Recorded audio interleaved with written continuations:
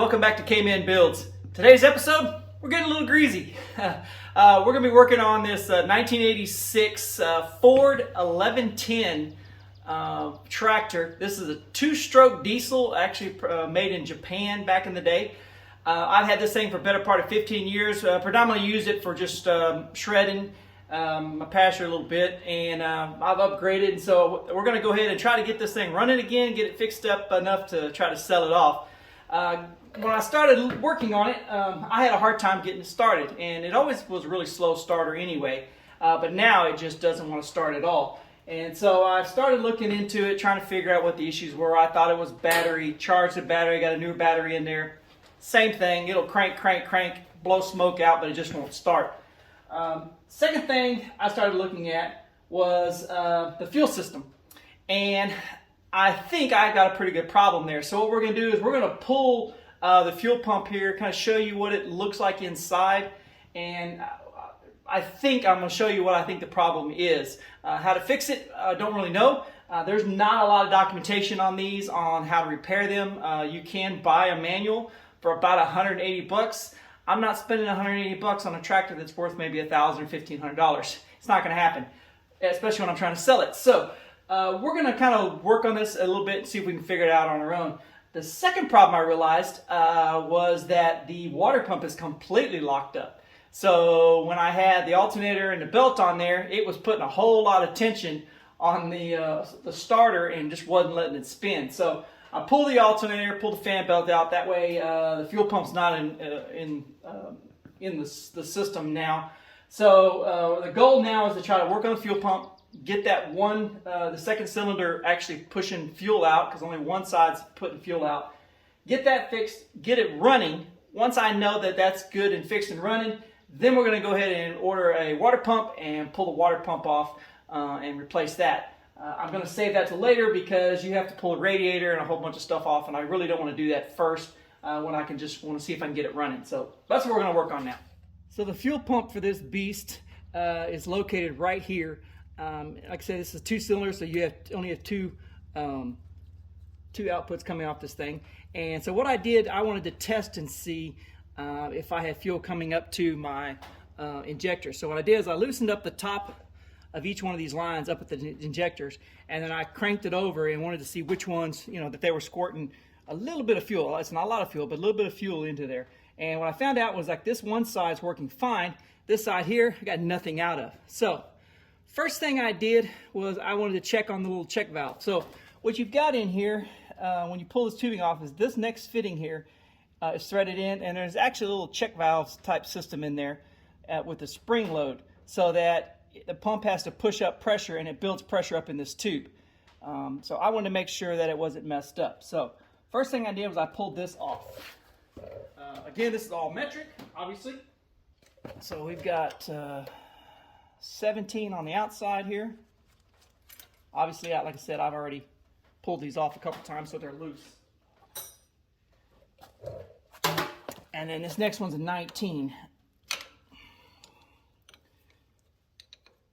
Once you loosen it up, it should come off my hand, in theory.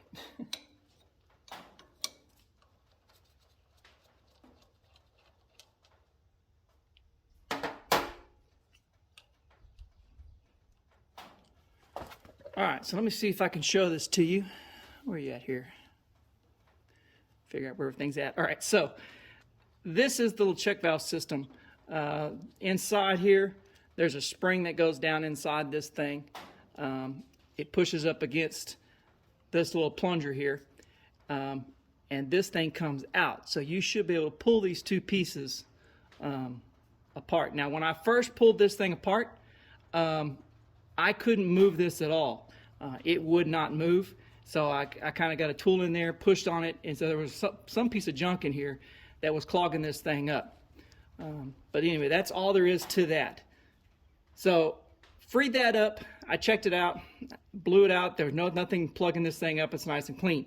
So I had to move on to looking at the actual internals here. And so let's pull this off and we'll take a look at that right as we put this back on.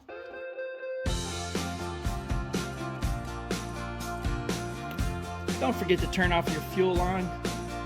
You'll have fuel pouring everywhere. These bolts are 13 millimeter. I've already loosened these up, so I'm just going to do them by hand. One thing that I already did that you'll have to do, this is, you can see that, yeah. So this is the actual throttle control, and it goes on this rod right here, the 10 millimeter. Just loosen it up and it pops right off. That's your throttle control.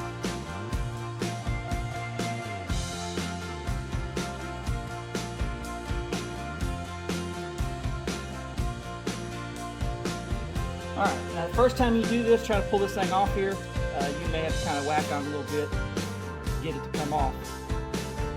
Loosen up. But a little twisting and it comes right off. There's not much to it. That's pretty much it right there. Let's see where I'm at. Alright. So what you'll see here is it has two little pistons in here, rolling pins on the end that go in and they make contact with the cam in there. What I believe my problem is, as you can see here, is this one is already out, right? And I can push on it. If I push in, it moves. This one is stuck in for some reason, which means it's got some kind of junk in here between the wall and that little piston, and it locked it up. So what we're going to have to do is figure out how these are held in there and loosen this one up somehow. It's obviously spring loaded, so I'm a little concerned that once I pull whatever it is holding it in there out, this thing's going to pop out. I don't know how it holds in. So I'm going to clean this off with some degreaser, get all the oil cleaned off, then we'll move it over to the workbench. Alright, so that's very interesting. Let me see if I can, yeah. So, as you can see here, when I point it down, it actually falls down in there. It falls down to where it's supposed to be. So it makes me think the spring in there is broke or something. So I'm gonna see if I can pull this off here somehow.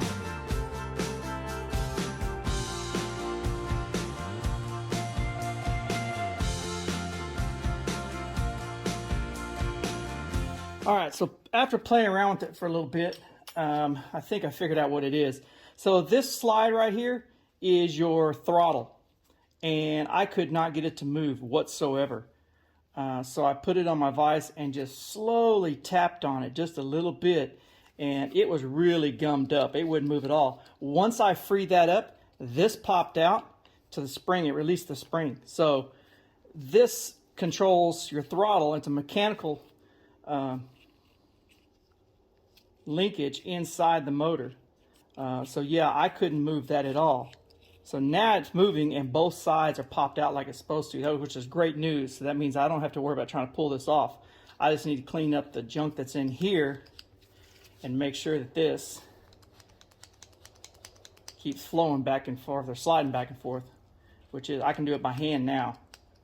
I couldn't do it at all a while ago. So I think we're going to go ahead and try this again and go ahead and reinstall. The key to it is making sure that this pin goes back into the linkage because it's in a certain spot. So I need to make sure it's in that spot that I left it, and then we'll reinstall this and see if that actually is our issue.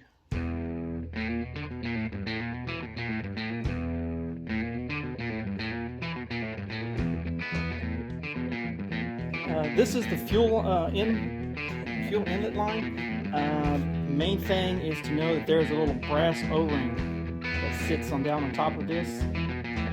Make sure it just sits down in there, that you don't get any junk down inside this thing. It'll go right into your injectors.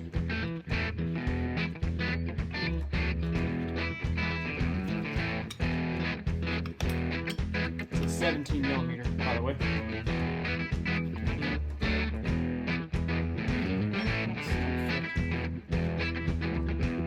Alright, on to the truck. Alright, like I said, we need to make sure that we move this over so that when we stick this in there, you'll see a little fork right here. It moves around, but you just need to make sure that you stick this in there. Otherwise, yeah, you ain't gonna be able to adjust your throttle.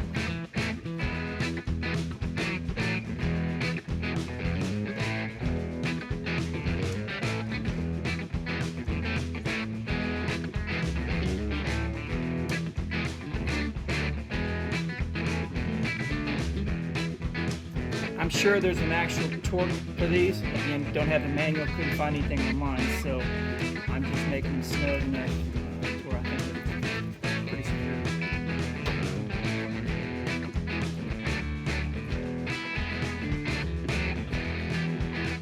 Now we'll reinstall both of the fuel lines. We will not connect them at the top. We're just going to connect it at the bottom for now.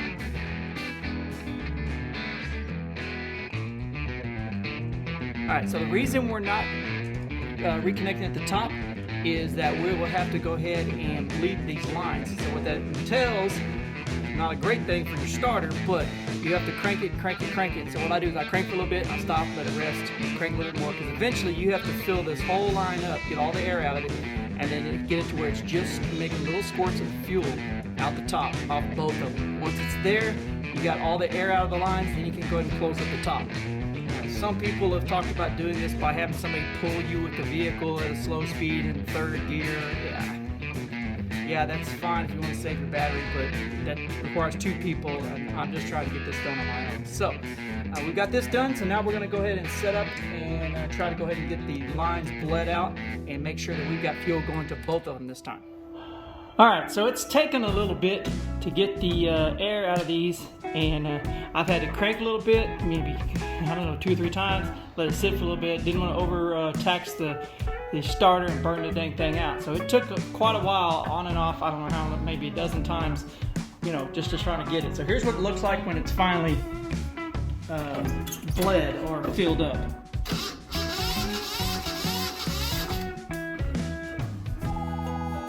So you see there that it shoots one, then the other, shoots one, then the other. So it's time for the cylinder. So now we're going to go ahead and tighten this up, let the battery charge back up a little bit, and then try to start it.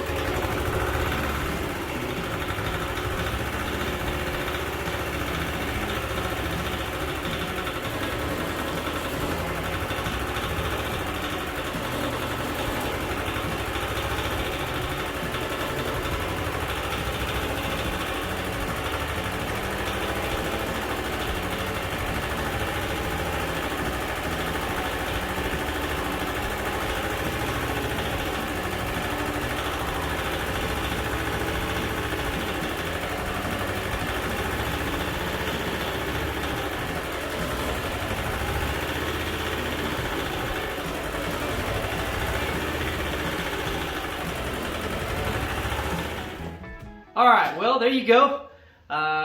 Fuel pump problem solved. Now, a couple of issues. Obviously, I can't run it for very long. Water pump's still not fixed, so I'm gonna have to go and work on that. The other thing I think is, I think the starter is about wore out, because when I try to start it sometimes, I'll try to hit it to start. It'll crank over a couple times slow. I turn it off, hit it again, it cranks normal. So I think it's starting to get wore out. I did take it apart and cleaned it up, tried to see if I could see anything wrong with it. I really didn't. So I don't know if it's the solenoid or what the deal is there. You know, it might be cheaper just to try to see if I can replace the solenoid. That may be the problem, and that may fix it. So we may go that route before I try to go buy a whole new starter for it. But I ran pretty good. The only thing is, I think it's got some dirty fuel in there or something, because it's kind of surging a little bit when it's idling. But this thing hasn't run in probably 2 years, so that's probably not too bad of a day. So we'll get the water pump ordered and we'll get moving on from there. But for today, we got it running, and that was what we wanted to do.